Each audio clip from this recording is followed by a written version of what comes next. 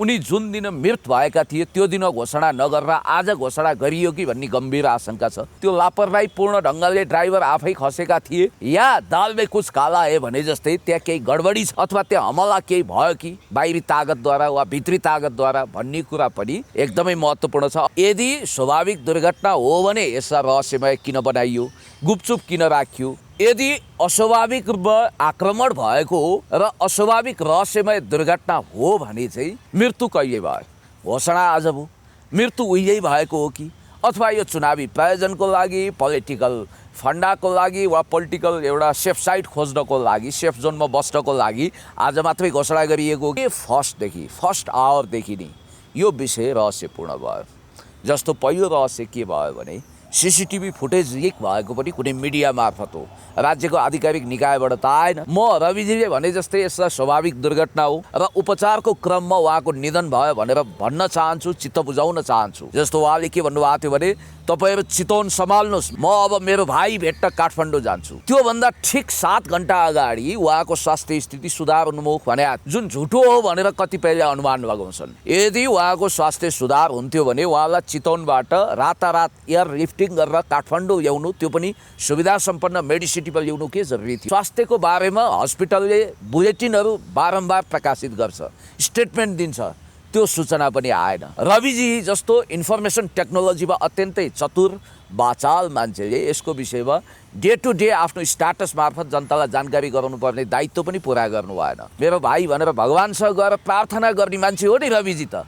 यदि साँच्चै नै भाइ मेरो भाइ भन्ने उहाँलाई थियो भने उहाँले भगवान पशुपतिनाथको शरणमा आएर आरती गर्नुहुन्थ्यो, संसारको उत्कृष्ट हस्पिटलमा लान सक्नुहुन्थ्यो। उहाँले एक आह्वान गर्दाखेरि करोडौँ अरबौँ रुपियाँ झर्न सक्छ उपचारको निम्ति, तर त्यो सब गरिएन।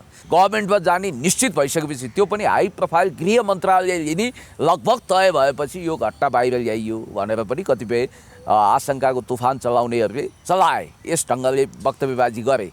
जरुर कुरा के हो भने नेपाल प्रहरीले फलाना तिलाना ढिस्काना नभनिकन सिबिआईले र सम्बन्धित सरकारवाला निकायले घाउचोटको आधारमा, पोस्टमार्टम रिपोर्टको आधारमा यदि त्यो स्वाभाविक दुर्घटना होइन भने, अस्वाभाविक रहस्यमय आक्रमण वा केही कुरा हो भने, र यो जुन ढङ्गले योरा सफल लगायतका व्यक्तिहरूले अहिले प्रोपागान्डा गरिरहनु भएको छ, त्यो एङ्गलबाट जब प्रश्न उठिसकेपछि त छानबिन गर्नु पर्यो। एक हिसाबले मानौ त्यहाँ झगडा परेर अथवा तनाव लफडा भएर पनि त्यस्तो कसैले घटाएको हुन्थ्यो भने पनि रविजीले यो विषयमा सत्य तथ्य, दुधको दुध पानीको पानी छुट्टिने गरी तथ्यहरू ल्याउनु पर्थ्यो। यदि यो आक्रमण हो, रहस्यपूर्ण दुर्घटना हो र यहाँबाट सल्टिएन भने, मानौ निर्मला हत्याकाण्ड जस्तै वा हाई प्रोफाइलसँग जोडिएको केस भनेर यसको फाइल क्लोज गरियो भने पनि धर्मराजको खातामा दुधको दुध पानीको पानी छुट्टिन्छ। तपाईँ यस कारण जिउँदो हुनुहुन्छ कि तपाईँमा केही गर्ने जुनून छ, अठोट छ, जोस छ, जागर छ। तपाईँ यस मानेमा पृथ्वीमा बाँचिरहनु भएको छ कि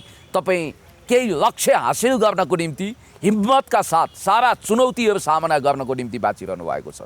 तर जब मान्छेको जीवनै रहँदैन भने सब कुरो व्यर्थ हुन्छ नि त। सभामुखको गरिमामय आसनबाट आज एउटा घोषणा गर्नुभयो। सांसद कोइरीलाई संविधान सभा सदस्यबाट निलम्बन गरेको प्रेस विज्ञप्ति जारी गर्नुभयो। रवि लामिछानेजीले यसमा अस्ति अलिकति स्टन्ट पनि गर्नुभयो। उहाँलाई थाहा थियो त्यतिखेर पनि लक्ष्मी महतो कोइरी कहाँ हुनुहुन्छ, के गरिरहनु भएको छ। तर उहाँको नोटिसमा हुँदाहुँदै नेकपा एमालेसँगको सम्बन्ध सुमधुर बनाउने रफू चक्करमा उहाँले त्यतिखेर आफू गृहमन्त्रीको हैसियतमा भएको कुरा बिर्सिनुभयो र उहाँले त्यसमा फन्डाको अन्डा कोरल्न थाल्नुभयो र अहिले आएर सस्तो लोकप्रियताको भाउतो चलाउनु भयो।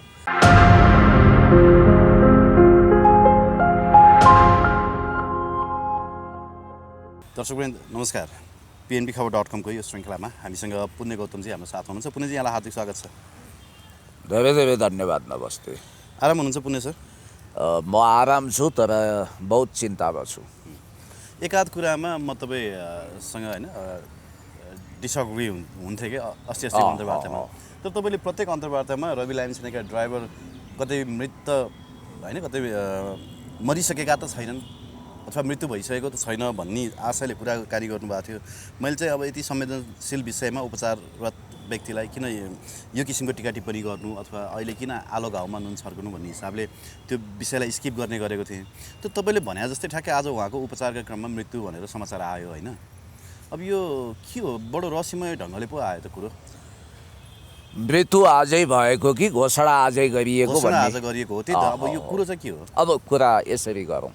सर्वप्रथम त मृतक शम्भु भनिने ड्राइभर दिलबहादुर थापाज्यूप्रति हार्दिक श्रद्धाञ्जली र उहाँको आत्माले शान्ति पाओस् र उहाँको शोकाकुल परिवारजन शोक सन्तप्त परिवारप्रति हार्दिक सम्वेदना र आफन्तजन जो गहिरो समुद्रको तलाउमा डुब्नु भएको छ उहाँहरूलाई धैर्य धारण गर्ने शक्ति मिलोस् कामना गरौँ। र वास्तवमा भन्ने हो भने दिलबहादुर एक दिलदार ड्राइभर हुनुहुन्थ्यो। रविजीलाई जहाँ पनि सकुशल लान सक्ने उहाँ राम्रो हात भएको घिउ ड्राइभर भनेर पनि भनिँदो रहेछ। तर अब मैले तपाईँलाई भनिहालौँ डे फर्स्टदेखि फर्स्ट आवरदेखि नै यो विषय रहस्यपूर्ण भयो। जस्तो पहिलो रहस्य के भयो भने सिसिटिभी फुटेज लिक भएको पनि कुनै मिडिया मार्फत हो, राज्यको आधिकारिक निकायबाट त आएन।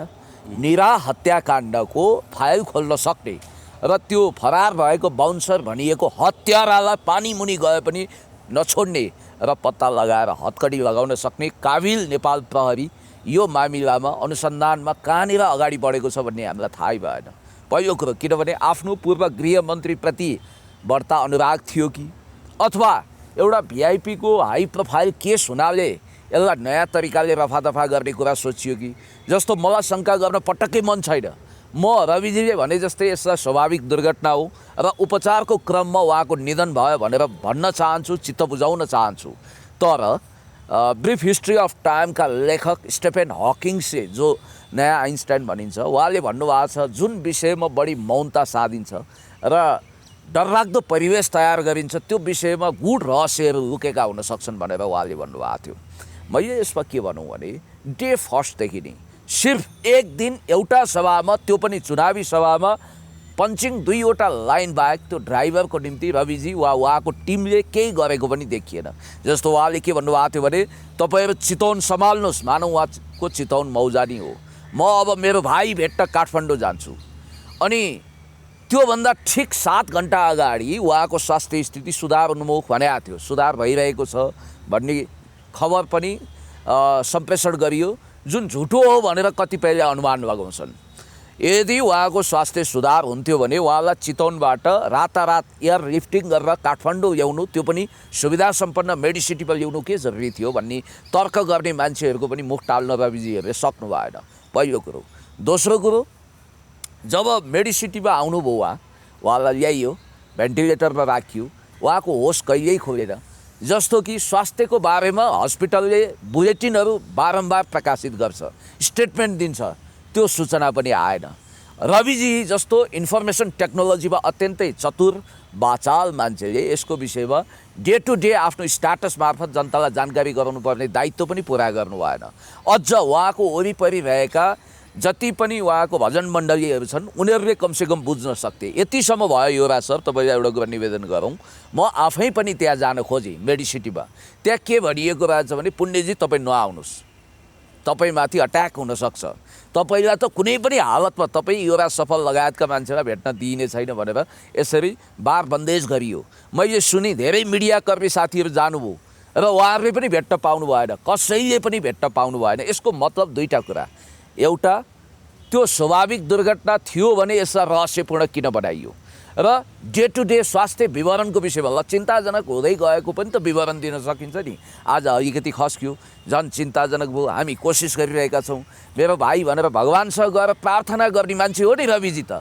यदि साँच्चै नै भाइ मेरो भाइ भन्ने उहाँलाई थियो भने उहाँले भगवान् पशुपतिनाथको शरणमा आएर आरती गर्नुहुन्थ्यो, दुनियाँभरिका डाक्टरहरूलाई यहाँ उपलब्ध गराउनुहुन्थ्यो, अथवा यहाँ नलागे संसारको उत्कृष्ट हस्पिटलमा लान सक्नुहुन्थ्यो। उहाँले एक आह्वान गर्दाखेरि करोडौँ अरबौँ रुपियाँ झर्न सक्छ उपचारको निम्ति, तर त्यो सब गरिएन।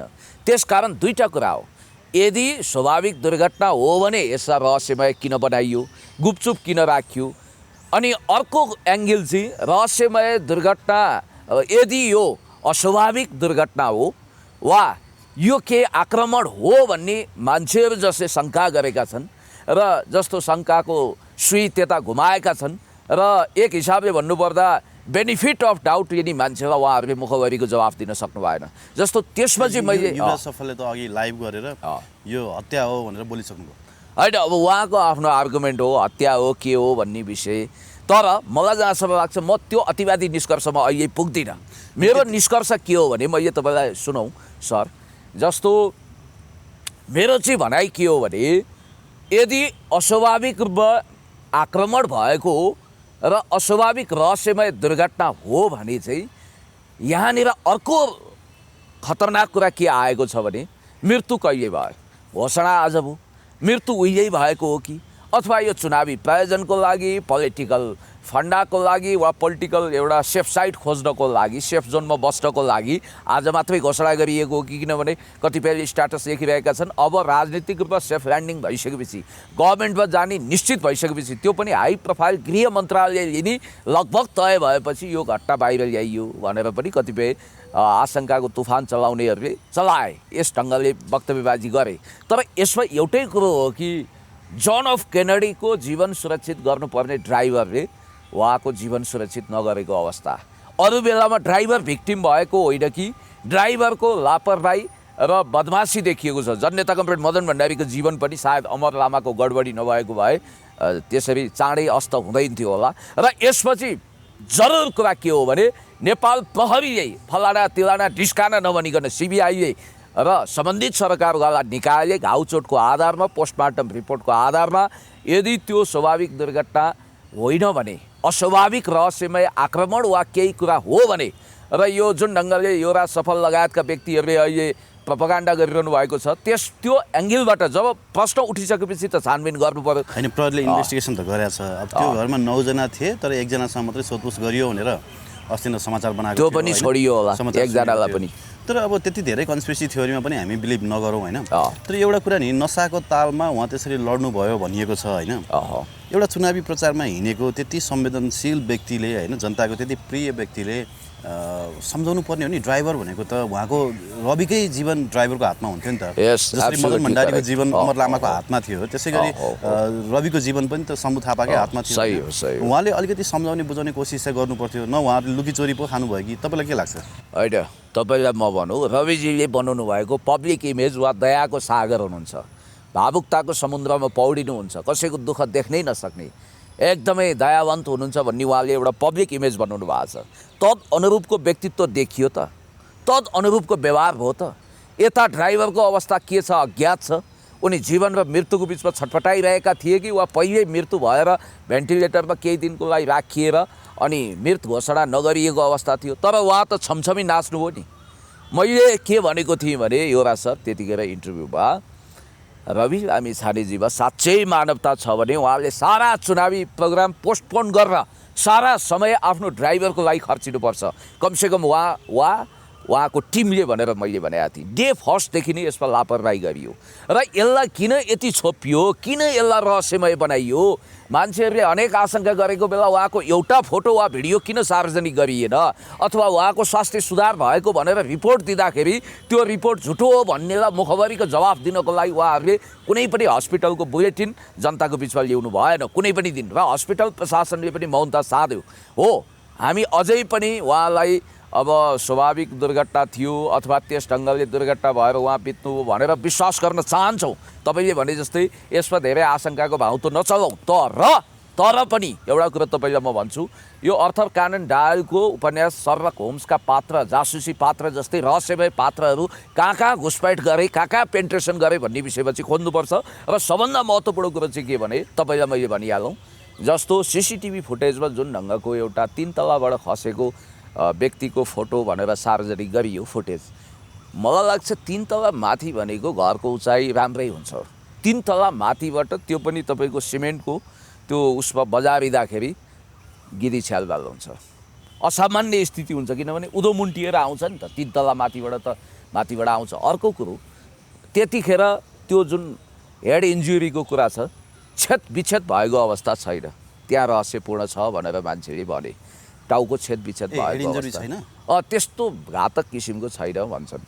अनि अर्को कुरो मैले तपाईँलाई भनौँ कि उहाँलाई यदि वास्तवमा जे भएको थियो त्यही अनुसारको बुलेटिन, स्वास्थ्य बुलेटिन प्रकाशित नगर्नु नि रहस्यपूर्ण छ। अनि अर्को कुरो मैले तपाईँलाई भनिहालौँ, त्यत्रो ठुलो दुर्घटना भएर छ, चितवनभन्दा धेरै सुविधा सम्पन्न हस्पिटल काठमाडौँमा छन्, अथवा काठमाडौँले नभ्याउने हो भने एयर लिफ्टिङ गरेर ब्याङ्कक लान सकिन्थ्यो, युनाइटेड स्टेट्स अफ अमेरिका लान सकिन्थ्यो अथवा भारत लान सकिन्थ्यो। त्यहाँ नलगेर एउटा मामुली हस्पिटलमा उपचार गरियो।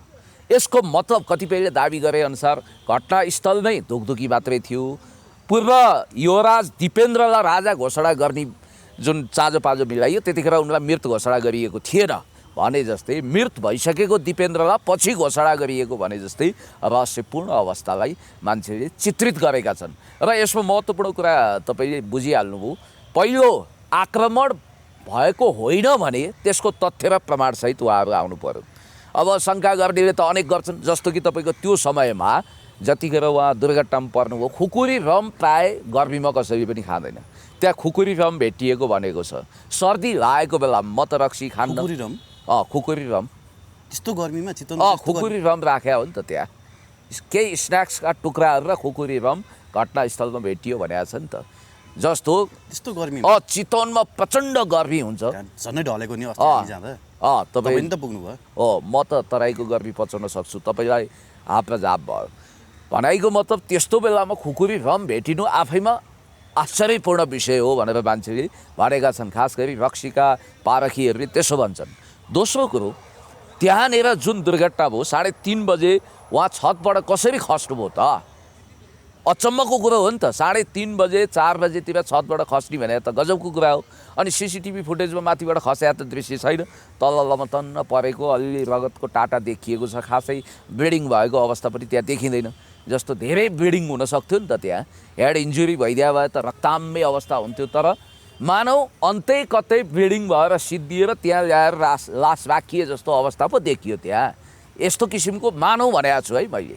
र मानौ एउटा कुरा तपाईँलाई भन्छु कि त्यो घटना एक हिसाबले मानौ त्यहाँ झगडा परेर अथवा तनाव लफडा भएर पनि त्यस्तो कसैले घटाएको हुन्थ्यो भने पनि रविजीले यो विषयमा सत्य तथ्य दुधको दुध पानीको पानी छुट्टिने गरी तथ्यहरू ल्याउनु पर्थ्यो। अब त्यहाँ भनियो उहाँ 3 तला माथिबाट खस्नुभयो। अब भन्नेहरू हेर्नुहोस्, आध्यात्मिक मान्छेले एउटा स्ट्याटस लेखेको देखि शालिग्रामको भड्किएको आत्माले शम्भुलाई त सिद्ध्यायो नि, नजाने अब ककल्ला पार गरेर सबैलाई सिद्धाउने हो भनेर पनि भनेका छन्। फेरि अब त डबल आत्मा भड्किने होला। एउटा कुरा के छ भने अब पृथ्वी लोकको यो नेपालको अदालत अथवा प्रशासनले सायद यो विषयमा दुधको दुध पानीको पानी छुट्याउन सकेन भने पनि यदि यो आक्रमण हो, रहस्यपूर्ण दुर्घटना हो र यहाँबाट सल्टिएन भने मानव निर्मला हत्याकाण्ड जस्तै वा हाई प्रोफाइलसँग जोडिएको केस भनेर यसको फाइल क्लोज गरियो भने पनि धर्मराजको खातामा दुधको दुध पानीको पानी छुट्टिन्छ। यदि यो दुर्घटना हो भने म निश्चित छु कि भगवानको अदालतमा जरुर न्याय मिल्नेछ र जसले यो दुर्घटनाको निम्ति जिम्मेवारीपूर्ण हातमा रगत कटकटायो त्यसलाई अवश्य पनि सजाय हुनेछ। तर यहाँनिर के छ भने नि यो अब मेरो विचारमा, किनभने रविजीको एउटा त पब्लिक पावर छ, उहाँ सर्वशक्तिमान हुनुहुन्छ। दोस्रो उहाँसँग जोडिएको विदेशी तागत मैले तपाईँलाई भनिहालेँ। उहाँले खालि एउटा कुरो भन्नुहुन्छ, काम गर्न दिएन, घेराउ गर्यो, न्यायालयले दुःख दियो आदि इत्यादि। ए बाबा, रविजीको लागि दयावन्त अथवा रविजीको लागि कृपालुजी महाराज अदालत यति पल्टियो कि यसको कुनै हिसाबै छैन। एउटा उदाहरण दिन्छु, आत्महत्या दुरत्सान केसमा त्यत्रो भिडियो हुँदा पनि उहाँले सजाय पाउनु भएन। मृतकले जारी गरेको थियो, जबकि त्यो सबभन्दा ठुलो प्रमाण मानिन्छ। दोस्रो, जिल्ला अदालतको फैसलामाथि पुनरावेदनमा च्यालेन्ज गर्छ। हरेक अदालतको एउटा हरेक सरकारी वकिलको कार्यको एउटा नियम हुन्छ। जस्तो महान्यायाधिवक्ताको कार्य भनिन्छ, जिल्ला सरकारी वकिलको कार्य। उसले जिल्लामा केस हार्यो भने उसले एक तह माथि च्यालेन्ज गर्छ। तर यहाँनिर एक तह माथि पुनरावेदन गरिएन। जस्तो सन्दीप लामिछानेको पनि एक तह माथि पुनरावेदन गरिएको छ नि त अदालतको फैसलालाई लिएर। यहीँनिर रहस्यपूर्ण छ र अदालत उहाँप्रति अतिरिक्त कृपालु दयालु बनेको पनि देखियो। र यो कुरामा पनि रविजीसँग भयानक पब्लिक सपोर्ट छ। अनि उहाँका फ्यान फलोवर्सहरूको सामना राज्यले गर्न नसक्ने अवस्था होला। र उहाँ एक हिसाबले भन्नुपर्दा अहिले संविधानभन्दा माथि, किनभने रवि लामिछानेले जस्तो गल्ती दोहोरो राजधानी सवालमा अथवा नागरिकताको निशाको सवालमा अरू सवालमा यदि कसैले गर्थ्यो भने कसैलाई आत्महत्या दुरत्सान गरेर छ त आज न्युज आछ रवि लामिछानेले जिल्ला प्रशासनमा निशा पेश गरिसक्नु भएको छ अरे। ए ल ठिक छ, अब त्यो पनि हेरौँला कस्तो निशा हो के हो, त्यसको सत्यापन पनि पुष्टि होला। मैले भन्न खोजेको उहाँ यति पब्लिकमा घोलमेल हुनुभएको छ, पब्लिकको पावर उहाँले यति लिनुभएको छ कि यो कहिलेसम्म मलाई थाहा छैन। हुन त एउटा कुरा के हुन्छ भने जब तपाईँको सही समय चल्छ, असल समय चल्छ, त्यतिखेर तपाईँलाई कसैले पनि नराम्रो गर्न सक्दैन। तपाईँको बारेमा गरिएको यदि गलत कुरा हुन्छ भने पनि मान्छेले सुनवाई गर्दैन। यदि तपाईँको खराब समय चलेको छ भने तपाईँले गरेका असल काम कुराको पनि सुनवाई हुँदैन। यो मान्य सिद्धान्त हो। समय सधैँको लागि सबैको कब्जामा हुँदैन, हातमा हुँदैन। हिजोको काजी आज पाजी भएका छन्, आजका पाजी भोलि काजी होलान्। यो हिजो कोही थियो, आज तपाईँ हुनुहुन्छ, भोलि म हुनसक्छु, यो कुरा छँदैछ। र याद गर्नुहोला, तपाईँ यस कारण जिउँदो हुनुहुन्छ। म फेरि पनि दोहोऱ्याएर भन्छु, यो राज्य तपाईँ यस कारण जिउँदो हुनुहुन्छ कि तपाईँमा केही गर्ने जुनून छ, अठोट छ, जोस छ, जाँगर छ। तपाईँ यस मानेमा पृथ्वीमा बाँचिरहनु भएको छ कि तपाईँ केही लक्ष्य हासिल गर्नको निम्ति हिम्मतका साथ सारा चुनौतीहरू सामना गर्नको निम्ति बाँचिरहनु भएको छ। तर जब मान्छेको जीवनै रहँदैन भने सब कुरो व्यर्थ हुन्छ नि त। आज सम्मुको हेर्नु त अवस्था, बेचारा नरह्यो बाँस, नबज्यो बाँसुरी। सास र लासको पहिचानै थिएन पहिला, अब आश चाहिँ अलिकति थियो। त्यो आशाको दियो पनि आज धिपिक्क दियो पनि निभ्यो र हामी एकदम निराश भएका छौँ। झिनो आशा थियो, भेन्टिलेटरमा उनी जीवन र मृत्युको बिचमा जुधिरहेका छन् भन्ने। सबभन्दा ठुलो काम के भयो भने यहाँनिर एउटा सूचना लुकाइएको जस्तो हाम्रो आवाज हो। पहिलो कुरो, उनी जुन दिन मृत भएका थिए त्यो दिन घोषणा नगरेर आज घोषणा गरियो कि भन्ने गम्भीर आशंका छ, पहिलो कुरो। दोस्रो कुरो, त्यो स्वाभाविक दुर्घटना थियो अथवा त्यो लापरवाहीपूर्ण ढङ्गले ड्राइभर आफै खसेका थिए, या दाल में कुछ काला है भने जस्तै त्यहाँ केही गडबडी छ, अथवा त्यहाँ कुनै अस्वाभाविक दुर्घटना हो, अथवा त्यहाँ हमला केही भयो कि बाहिरी तागतद्वारा वा भित्री तागतद्वारा भन्ने कुरा पनि एकदमै महत्त्वपूर्ण छ। अब हुन त उहाँलाई विदेशी तागतको पनि ब्याकिङ छ, अमेरिकनहरूको पनि ब्याकिङ छ, देशभित्र पनि उहाँ जबरजस्त तागतवर व्यक्ति भनेर आउनुभएको छ। अब 2-3 दिनमा सम्भवतः उहाँले अनुसन्धान गर्ने तालुकदार अड्डा गृह मन्त्रालयमै शपथ लिनुहुनेछ।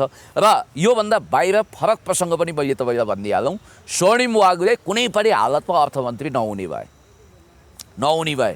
यसको कारण बताइदिउँ? तुसानल भन्ने किताब छ देवप्रकाश त्रिपाठीजीको, सबैले पढ्नुपर्छ। त्यहाँनिर गिरिजाबाबुको एउटा कन्स्पिरेसी थ्योरी बहुत महत्त्वपूर्ण छ, उनले एप्लाई गरेको।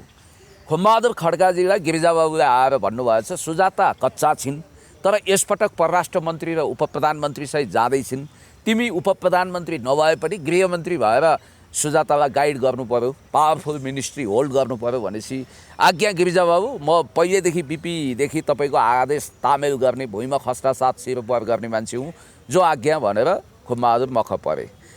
धेरै दिन भयो मन्त्रालय छिनोफानो हुँदैन। कार्यदलमा रहेका विमलेन्द्र निधिलाई एक दिन बोलाएर सोधेछन्, ए विमल बाबु, तिमी कार्यदलमा छौ, यो केमा हलो अड्क्यो? कुरा त मिल्नुपर्ने। माधव कुमार नेपाल त सफ्ट लाइनर हुन्, के भएछ भन्दा होइन गृह मन्त्रालयमा हलो अड्क्यो, अब के गर्ने भनेर भनेछन्। ए गृह मन्त्रालयमा एमाले नछोड्ने भयो गृह मन्त्रालय भने, ए तपाईँलाई थाहै रहन्छ, एमाले भन्छ काङ्ग्रेसले सम्हाल्नुपर्छ, तपाईँहरू लिनुहोस् भन्ने। हाम्रो गिरिजाबाबु कुनै पनि हालतमा गृह मन्त्रालय काङ्ग्रेसलाई नदिनु भन्नुहुन्छ, त्यसकारण यहाँ कुरो मिलेको छैन भन्नुहुन्थ्यो अरे। यहाँनिर के हो भने ठ्याट्ट लिप सर्भिस दिइहाल्नुभयो। उहाँलाई के लागेको रहेछ भने रविजीले के सोच्नु भएको रहेछ भने स्वर्णिम वाग्लेले चुनाव जित्ने छैनन्। पहिलो कुरो उहाँको सोचाइ त्यो रहेछ। मैले भित्री कुरा भन्दैछु है तपाईँलाई, उहाँले एक्सपेक्टेसन गरे भन्दा फरक काङ्ग्रेसले कहाँ खेलिदियो भने स्वर्णिम वाग्लेलाई कुनै पनि हालतमा हराउनु हुँदैन। किनभने स्वर्णिम वाग्ले हार्नु भनेको रविजीलाई कानुनी लफडा भयो भने भोलि त्यो पार्टीको नेतृत्व थपक्कन डिपी अरियाल आदि इत्यादिको हातमा पुग्छ, हाम्रो कमान्ड कन्ट्रोलबाट बाहिर हुन्छ भनेर काङ्ग्रेस र उसँग जोडिएको विदेशी तागत ढुक्क भएपछि एउटा योजनाबद्ध तरिका अपनाएरै स्वर्णिमलाई भारी मतका साथ काङ्ग्रेसले युनिटका युनिट, उहाँलाई गगन काङ्ग्रेस पनि भनियो र गगन थापाले तुरुन्तै बधाई दिएका छन्। गोविन्दराज भट्टराईले आफ्नै उम्मेदवार विजयी भए जस्तै शोक र चिन्ता अनुहारमा नझल्कने गरी फुलमाला अबिर जात्रा पनि गरेका छन् र यो नाटकीय घटना आएको छ। र यहाँनिर जब उनले विजय गरे अनि उनले एउटा स्ट्याटस लेखेका छन् कि व्यक्तिको हिरोइजम चल्दैन। अब के हुन्छ, लिगेसीको आधारमा उनले राष्ट्रिय स्वतन्त्र पार्टीको डेमोक्रेटाइजेसन गर्न खोजिरहेका छन्। अहिले स्वर्णिम वाग्लेले सामूहिक नेतृत्व होस्, पदको जिम्मेवारीको बाँडफाँड होस् भनेर। अब अहिलेसम्म स्वर्णिम वाग्लेलाई जिम्मेवारी डिक्लियर गरिएको छैन, उनले वरिष्ठ उपसभापति खोजेको अवस्था छ। याद गर्नुहोला, यो कुरा अहिलेसम्म तपाईँको मिडियामा आएको छैन। तपाईँले यसलाई टाइटल बनाइदिन सक्नुहुन्छ। उहाँको माग के छ भने कि त तपाईँको महामन्त्री कि त वरिष्ठ उपाध्यक्षमा उहाँलाई लगिदिनु पर्यो प्रवक्तासहित भन्दा रविजीले उहाँलाई सेन्ट्रल कमिटीमा पनि ल्याउनु भएको छैन, याद गर्नुहोला। दोस्रो भएछ के भने प्रचण्डजी पनि चलाख मान्छे, रविजी स्वर्णिमजीलाई अर्थमन्त्री बनाउन अलिकति गाह्रो होला जस्तो छ, कुनै पावरफुल मिनिस्ट्री खोज्ने कि, किनभने शेरबहादुर देउवाको खास विश्वास पात्र प्रकाश शरण महत गृह मन्त्रालय अर्थ मन्त्रालयमा हुनुहुन्छ, फेरि यो रणनीतिक महत्त्वको मन्त्रालय हो, त्यहाँबाट बजेट प्रस्तुत हुन्छ र त्यहाँ लोकप्रियता हासिल गर्ने कुरा पनि हुन्छ। त्यस कारणले गर्दाखेरि अरू नै केहीमा स्वर्णिमलाई लाने कि भन्दा होइन, ठिक छ अहिले हामीले मन्त्रीहरूको नाम तय गरेका छैनौँ, उहाँकै नाम आउँछ भन्ने पनि ग्यारेन्टी छैन भनेर त्यो रविजीले भनेको सुन्ने मान्छेले माओवादी भित्रको सूत्रले बल्ल बतायो। भनाइको मतलब के हो भने स्वर्णिमलाई यदि दिनै पर्छ भने बहुत कमजोर मन्त्रालय दिने, जहाँबाट कुनै काम देखाउन सकिँदैन। अब हुन त हेर्नुहोस्, मान्छेले मन्त्री पायो भने जे पनि खाँदो रहेछ। घनश्याम भूषालले बिना विभागीय मन्त्री पनि खानुभएको थियो एकताका, तपाईँलाई थाहा छ। त्यसै गरी पदलोलुप भएर जान बेर छैन, किनभने उहाँले पनि रामचन्द्र पौडेल कहाँ देउसी भैलो खेल्दा मन्त्री सरहको सल्लाहकार दिइयोस् भनेको हो नि त, राज्य मन्त्री सरहको आउँदिन भनेर उहाँ प्रोटोकल कन्सियस हुनुभयो। एउटा ब्युरोक्राट्स टेक्नोक्राट्स हो उहाँ एक हिसाबले भन्नुपर्दा। अब मैले देखेको कुरा के भने, एक त नेपाली काङ्ग्रेसले ज्यान गए छोड्दैन, किनभने गठबन्धनको सबभन्दा शक्तिशाली पार्टी। दोस्रो रविजी खुद स्वर्णिमको कद बढेको हेर्न सक्नुहुन्न। रविजीको पार्टी भनेको वान म्यान आर्मी, फौजी रेजिमेन्टेड शैलीमा चल्छ, उहाँको आदेश तामेल हुन्छ, एडोल्फ हिटलरको जस्तो तागत लिन चाहनुहुन्छ र नाजीवादी फौज तयार गर्नुहुन्छ उहाँले। तर उनले त काङ्ग्रेसीकरण गर्न खोज्छन्। त्यहाँ कन्फ्लिक्ट भएपछि कुनै दिन स्वर्णिम वाग्लेले रविजीलाई कारवाही गरेको, रविजीले स्वर्णिमजीलाई कारवाही गरेको र राष्ट्रिय स्वतन्त्र पार्टी विभाजित भएको खबर सुन्नु भने आश्चर्य नमान्नु होला। अब अस्ति संसदमा लक्ष्मी महतो कोइरीको बारेमा चाहिँ चर्काचर्की परेको थियो। कोइरी उपचारमा छन्, त्यही भएर चाहिँ संसद आउन सकेनन् भनेर जसरी सभामुखले रुलिङ गर्नुभयो, त्यो विषयमा चाहिँ काङ्ग्रेस रासोपा लगायतले दरो अब्जेक्सन जनाएका थिए होइन। आज चाहिँ कोइरीलाई निलम्बन गरिएको भन्ने कुरा आएको छ। अब चाहिँ सभामुख तटस्थ भयो भन्न मिल्छ? एमालेको सभामुख भएनन् होइन, उनी चाहिँ देशको सभामुख भए भन्न मिल्छ? प्रतिनिधि सभा संसदका सभामुख श्री देवराज घिमिरेज्यूले सभामुखको गरिमामय आसनबाट आज एउटा घोषणा गर्नुभयो। पहिला पढिवाची सुनाइन्छ अनि घोषणा गरिन्छ। जस्तो कि तपाईँलाई थाहा छ, देवराज घिमिरेज्यूले प्रतिनिधि सभा नियमावलीको नियम 248 को उपनियम 3 बमोजिम सांसद कोइरीलाई संविधान सभा सदस्यबाट निलम्बन गरेको प्रेस विज्ञप्ति जारी गर्नुभयो अथवा त्यसलाई सूचना टास गर्नुभयो, संसदमा पढिवाची सुनाउनु भयो र यो म्याच्योर्ड भयो। यसबाट के बुझियो भने महोत्तरी 1 मा गिरिराजमणि पोखरेललाई परास्त गरेर नेकपा एमालेको तर्फबाट सांसद हुनुभएका लक्ष्मी महतो कोइरी आजदेखि सांसद रहनु भएन। तर यो निष्कासन भन्दा नि निलम्बन हो। अब यो मुद्दाको प्रक्रियामा गयो, किनभने मुद्दाको प्रोसेसबाट अगाडि बढ्दा सम्मानित सर्वोच्च अदालतले के डिसिजन गर्छ त्यो नि अन्तिम हुन्छ, पहिलो कुरो। दोस्रो, यसले के जनाउँछ भने नेकपा एमाले कुनै पनि फौजदारी केस लागेको, कुनै पनि त्यस्तो दाग लागेको व्यक्तिप्रति जिरो टलरेन्सी, शून्य सहनशीलताको नीति अप्नाउँछ, आफ्नो भन्दैमा बचाउँदैन। जस्तो रवि लामिछानेजीले यसमा अस्ति अलिकति स्टन्ट पनि गर्नुभयो। उहाँलाई थाहा थियो कि त्यतिखेर पनि लक्ष्मी महतो कोइरी कहाँ हुनुहुन्छ, के गरिरहनु भएको छ। तर उहाँको नोटिसमा हुँदाहुँदै नेकपा एमालेसँगको सम्बन्ध सुमधुर बनाउने रफू चक्करमा उहाँले त्यतिखेर आफू गृहमन्त्रीको हैसियतमा भएको कुरा बिर्सिनुभयो र उहाँले त्यसमा फन्डाको अन्डा कोराल्न थाल्नुभयो र अहिले आएर सस्तो लोकप्रियताको भाउतो चलाउनु भयो।